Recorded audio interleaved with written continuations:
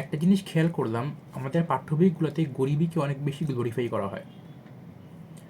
আপনি দেখবেন যে আমাদের ইংলিশ ফর টুডে এবং বাংলা সহপাঠ, সাহিত্য পাঠ, আনন্দ পাঠ, এগুলাতে যতগুলো গল্প কবিতা দেওয়া, বেশিরভাগগুলোতেই অনেক গরিব বিষয়গুলোকে গ্লোরিফাই করা হয়। আমি একটা উদাহরণ দিই। আহ, যারা এসএসসিতে পড়াশোনা করে আসছো তারা জানো যে একটা কবিতা আছে, পল্লী জননী। সেখানে দেখানো হয়েছে যে একটা মা, তার কোনো ধরনের টাকা পয়সা নাই, আহ, সে তার ছেলের চিকিৎসা করাবে, সেটা করার মতো সামর্থ্য তার কাছে নাই। আচ্ছা, এখন অনেকে বলতে পারে যে এটা হচ্ছে তার দুর্দশাটাকে ফুটিয়ে তোলার জন্য কবিতাটা লেখা হয়েছে। এই কবিতাটা যে সময় লেখা হয়েছে, ওই সময় থেকে মিনিমাম 100 বছর না হলেও 70-80 বছর তো ঠিকই পার হয়েছে। মানে আমরা এখনও এত বছরে আমরা এতটুকু ডেভেলপমেন্ট করতে পারি নাই, যতটুকু ডেভেলপমেন্টে একজন মার তার সন্তানের চিকিৎসা করার মতো সামর্থ্য তৈরি হয় না। মানে এই কবিতাটা কি পাঠ্য বইয়ে দেওয়া আমাদের জন্য একটা লজ্জার বিষয় না? যে জসিমউদ্দিন পল্লী জননী কবিতাটা লিখেছেন, উনি দেখালেন যে বাঙালির কী পরিমাণ দুর্দশা ওই সময় ছিল, যে সময়টাতে একজন মা তার সন্তানকে চিকিৎসা করাবে ততটুকু সামর্থ্য ওনার ছিল না। এবং আমরা সেই কবিতাটা এখনও পড়তেছি। মানে এর কি চিন্তা করা যায় যে গরিবীকে কি পরিমাণ গ্লোরিফাই করা হয়েছে এখানে?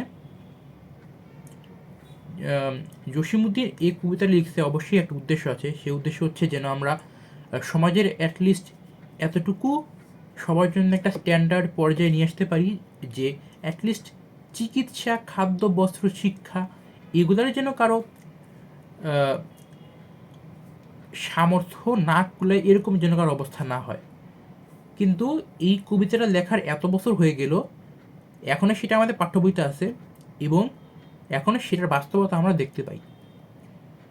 আবার আপনি দেখবেন যে এইচএসসি বলেন, অথবা যে কোনো ক্লাসই বলেন, এসএসসি এবং তার প্রিভিয়াস যতগুলো ক্লাস আছে সবগুলো দেখেন, যতগুলো ইংলিশ ফর টুডে এবং বাংলা লিটারেচার বইগুলো আছে, যেগুলো সবার অবশ্য পাঠ্য, এই প্রত্যেকটাতে প্রত্যেকটা গল্প, প্রত্যেকটা কবিতায় ডাইরেক্টলি হোক ইনডাইরেক্টলি হোক কোনো না কোনোভাবে গরিবীকে গ্লোরিফাই করা হয়। ভাই, গরিবী তো কোনো ভালো জিনিস না। বাংলা একটা প্রবাদ আছে যে অভাবে স্বভাব নষ্ট, এবং এটা সত্যি।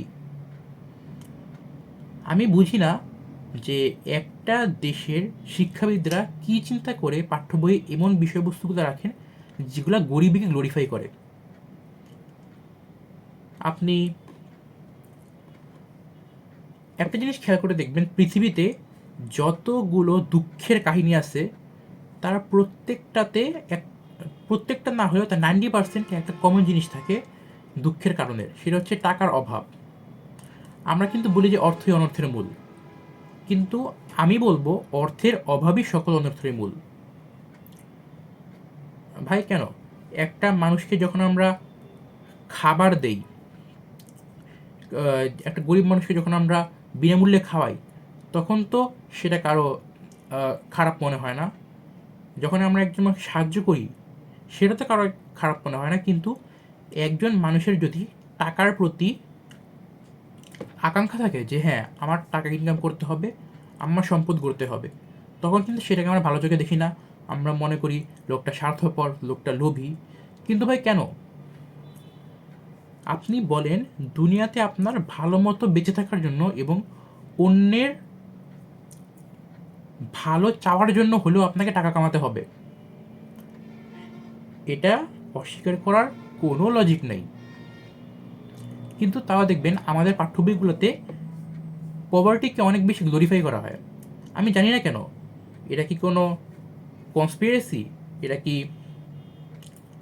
আমাদেরকে কন্ট্রোলে রাখার ফ্রিমেসন, অথবা আপনি বুঝতে পারছেন আমি কাদের কথা বলতেছি, তাদের কোনো এটা স্ট্র্যাটেজি? সেটা আমি জানি না। কিন্তু একটা জিনিস আমি আমার এই কয়েক বছরে অনেক বেশি লক্ষ্য করলাম যে আমাদের শিক্ষা ব্যবস্থায় যতগুলো ন্যারেটিভ আছে সব ন্যারেটিভে গরিবীকে সাবলভাবে গ্লোরিফাই করা হয়। আশা করি আপনারা বিষয়টা বুঝতে পারছো।